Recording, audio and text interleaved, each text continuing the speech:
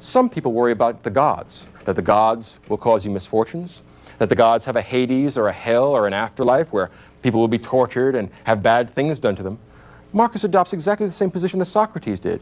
He says, look, Marcus says, I'm not certain if there are gods. In the book itself, he says, I'm not aware of any rational proof that there exist gods, and I'm not aware of any rational proof that there are no gods. In other words, he's agnostic in that respect.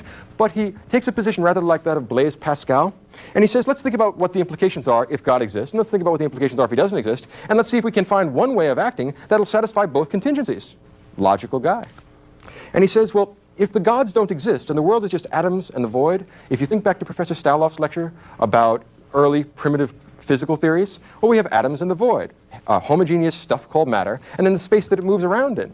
Well, if there are no gods and there is no moral order to the world and we're just atoms in the void, well, then what difference does it make what happens to you or anybody else? So you come into being, you go out of being. So what?